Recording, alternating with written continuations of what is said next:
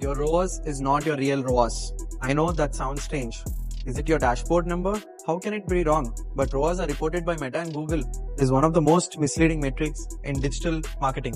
And if you are running a D2C brand, making budget decision based on it, you are optimizing for a number that flatters you, not a number that helps you grow. Let me show you what's actually going on. Step 1. How ROAS gets inflated. Meta and Google both use look-back windows to claim conversion credit.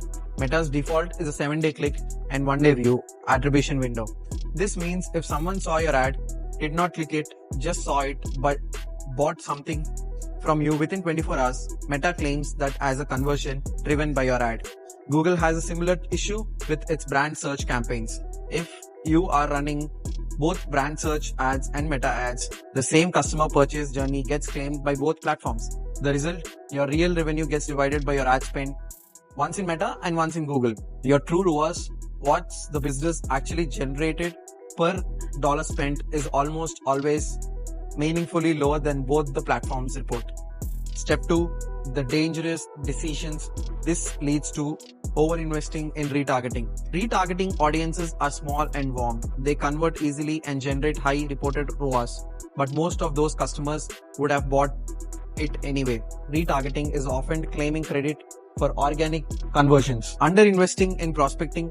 Top of funnel campaigns show lower reported ROAS because the attribution window is longer and the customer journey is more complex. Brands cut prospecting budgets because the numbers look weak and they wonder why new customer acquisition dries up 6 months later. Missing in the real problem, if your true MER is declining but your platform ROAS looks stable, you will not catch the leak until it has compounded significantly. Step 3. What to track instead. Track MER weekly. Total store revenue divided by total ad spend. This cannot be earned by attribution windows.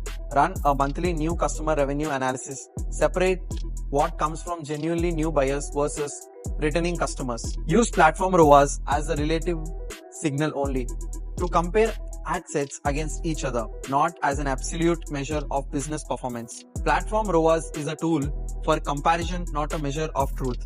The moment you treat it as a truth is the moment your budget allocation starts drifting away from what is actually working. Whittlesback.ai shows you your true revenue picture by cross-referencing platform data with actual store preference. No more dashboard flattery. Link in the bio. If this helped you to see marketing, AI, or business differently, this is just the beginning. Subscribe, stay curious, and I'll see you in the next one. The number